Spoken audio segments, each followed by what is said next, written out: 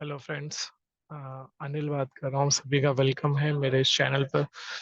जैसा कि हम स्टार्ट करते हैं आज का सेशन, आप सभी स्क्रीन पर देख रहे होंगे कि जो कंफर्मेशंस है सॉफ्टवेयर से रिलेटेड वेबिनार रहेगा हमारा ऑटो टेंडर सॉफ्टवेयर का। जस्ट एक छोटा सा रिकैप वीडियो रहेगा कि कैसे आप थ्रू द सॉफ्टवेयर, चाहे वो हमारा निफ्टी इंडेक्स हो या बैंक निफ्टी इंडेक्स हो, उसके अंदर आप कैसे अपनी जो ट्रेड है उस ट्रेड को प्री प्लान कर सकते हैं और वहां पे कैसे डिफाइन कर सकते हैं कि क्या वो ट्रेड रिस्की है या विदाउट रिस्की वहां पर आप अपनी जो है एंट्री बना रहे हैं। ठीक है, तो मूव करते हैं सीधे से स्क्रीन को। ठीक है, सीधे हम पहुंचते हैं हमारी स्क्रीन पर। जो स्क्रीन है हमारी, ये स्क्रीन है हमारी बेसिकली। ठीक है, मैं एक बार इसको लॉग आउट कर लॉग इन कर लेते हैं आप सभी के सामने। सो आप सभी देख रहे होंगे अभी जो टाइम हो रहा है 12:59 हो रहे हैं। ठीक है, और 21 तारीख है आज। ठीक है, लाइव मार्केट में, इसीलिए हम आज इसका वेबिनार सेशन लाए हैं। इस सॉफ्टवेयर का कुछ वेबसाइट है हमारी जहाँ से आप इसको लॉग इन करेंगे आफ्टर सब्सक्रिप्शन।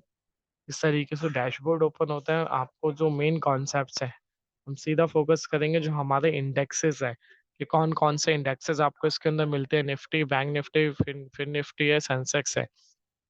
निफ्टी में हम चलते हैं। CW का मतलब बेसिकली यही होता है करंट वीक, यानी कि करंट वीक में आप अपने ट्रेड कैसे प्री प्लान कर सकें, उसके ऊपर बात करेंगे। जैसा कि यहाँ पर आप देख सकते हैं, यहाँ पर एक लाइन मेंशन है, use data after 10:30 AM।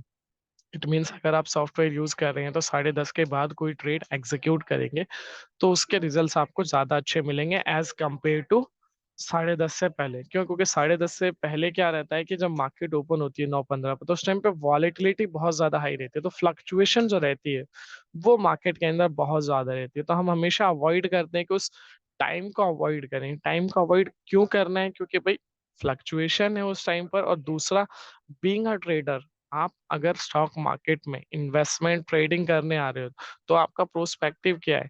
Profit या लॉस से बचना।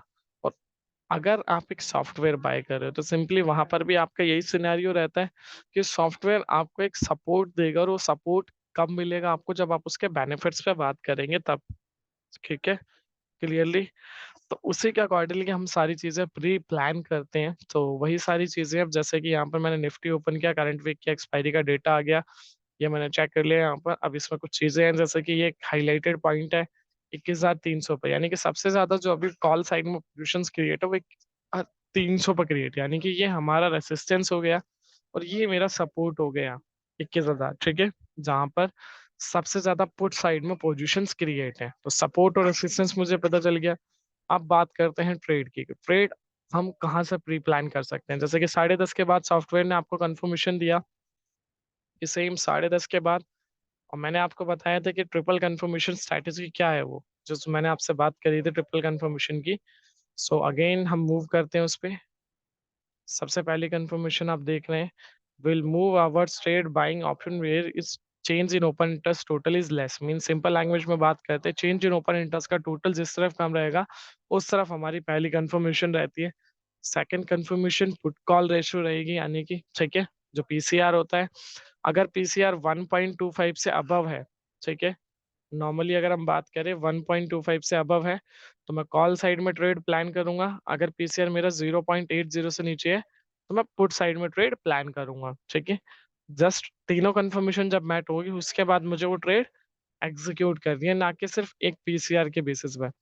फर्स्ट कंफर्मेशन मैंने आपको बता दी, चेंज इन ओपन इंटरेस्ट का टोटल जिस तरफ कम रहेगा उस तरफ। सेकंड कंफर्मेशन पीसीआर 1.25 से अबव, तो ये डाउन साइड में ही।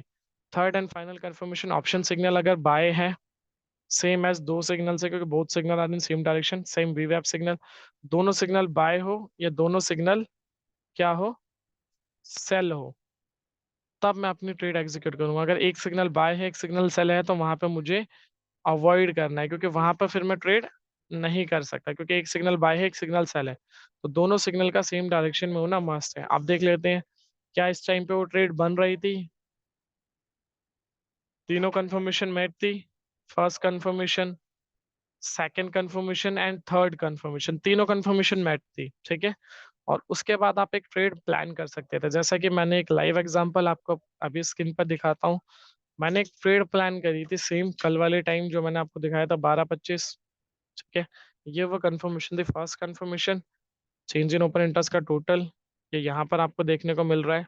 ठीक है, अब यहाँ पर अगर मैं बात करूँ तो फर्स्ट कंफर्मेशन मेरी क्या थी, कॉल साइड में जो डेटा मुझे फ्लैश हो रहा है ये हो रहा है 5 करोड़ 40 लाख अप्रोक्सीमेटली, और पुट साइड में डेटा हो रहा है 15 करोड़ 56 लाख अप्रोक्सीमेटली। तो पहली कंफर्मेशन मेरी क्या है, जिस तरफ चेंज इन ओपन इंटरेस्ट का टोटल कम होगा, क्यों? क्योंकि मुझे क्राउड के अगेंस्ट काम करना है, ना कि क्राउड के फ्लो में काम करना है, क्योंकि क्राउड क्या करता है मार्केट में, लॉस। उस लॉस के बचने के लिए मुझे उसके अगेंस्ट काम करना है। ठीक है, सेकंड कंफर्मेशन पीसीआर। पीसीआर अगर हमारा 1.25 से अबव है तो मैं कॉल साइड में एंट्री प्लान करूंगा, और पीसीआर मेरा अगर 0.80 से नीचे है तो पुट साइड। सेकंड कंफर्मेशन भी मैट हो रही है यहाँ पर। Third and final confirmation, option signal and वी वैप सिग्नल, दोनों सिग्नल सेम डायरेक्शन में। First signal buy, second signal buy. अब ये दोनों सिग्नल का यूजेस क्या है, बेसिकली ऑप्शन सिग्नल ऑप्शंस के बारे में बताता है कि ऑप्शंस में आप बाय करके चल रहे हैं, ऑप्शंस में भी सेल करके चल रहे हैं। सेम एज वी वैप सिग्नल फ्यूचर्स के बारे में बताता है कि फ्यूचर्स में लोग बाय कर रहे हैं या फ्यूचर्स में लोग सेल कर रहे हैं। सो दोनों की मेरे को यहाँ से कंफर्मेशन मिल जाती है कि भाई फ्यूचर्स में क्या एक्टिविटी हो रही है, सेम एज ऑप्शंस में क्या एक्टिविटी हो रही है। ठीक है, फिर उसके अकॉर्डिंगली मुझे मेरी ट्रेड प्लान करनी है। तो यहाँ पर जब मेरी तीनों कंफर्मेशन मैट हुई, उसके बाद मुझे पता चल गया कि अब मुझे जो मेरी एंट्री बनानी थी वो कॉल साइड बनानी थी। हालांकि वो एंट्री यहाँ पर भी बना सकते हैं आप, ठीक है, बट जैसे कि मैंने बोला कि मैंने यहाँ पर क्रिएट करी, सो वो जस्ट मैं आपको एक प्रैक्टिकली दिखा रहा हूँ। ठीक है, अब क्या किया मैंने यहाँ पर, फिर जस्ट एक गैप देखा दोनों के बीच में।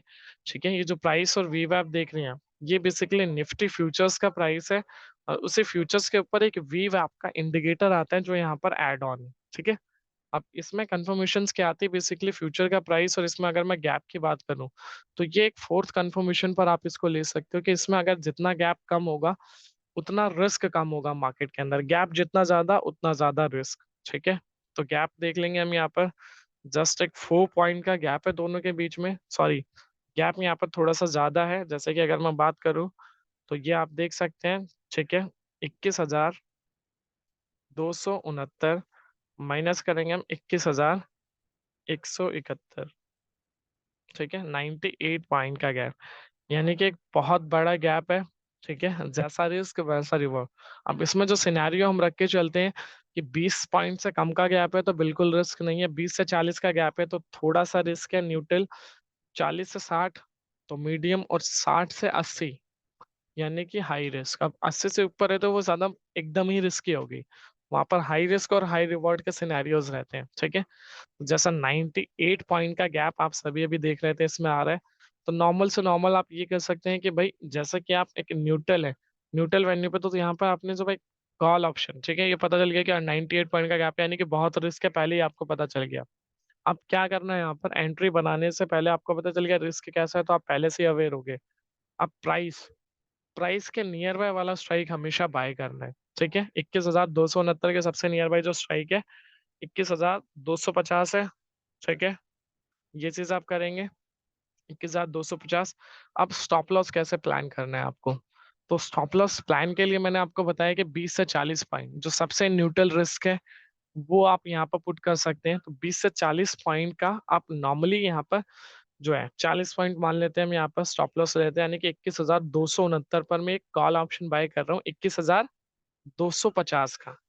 ठीक है, मैं दिखा देता हूँ, जस्ट वेट अ मिनट। ठीक है, यहाँ पर मेंशन कर देते हैं 21,250 का मैं सीई बाय कर रहा हूँ। ठीक है, उस पे मैंने क्या किया, यहाँ पर बाय तो करा मैंने सीई, बट उस टाइम पे प्राइस क्या था, 21269। ठीक है, सो मेरा जो एसएल होगा, एसएल उससे मैंने प्राइस से, हमेशा प्राइस से हम इसमें एसएल लेते हैं, 40 पॉइंट नीचे लिया।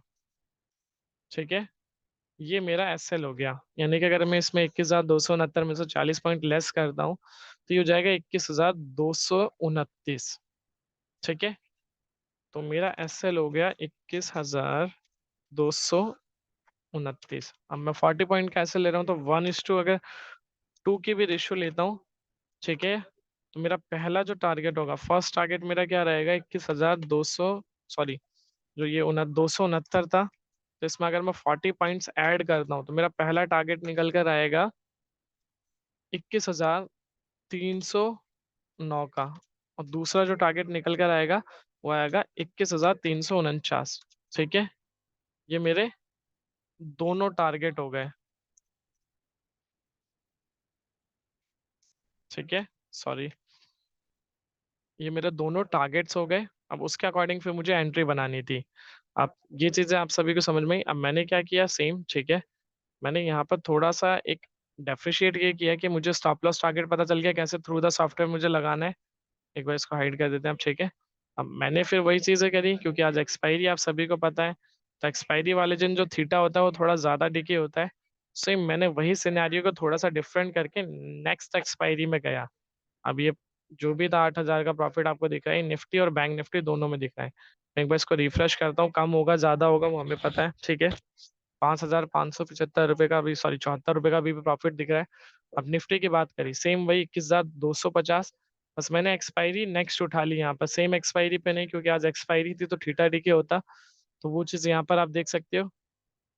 ठीक है, सेम यही सिनेरियो हम बैंक निफ्टी में भी रखेंगे उसी टाइम पर।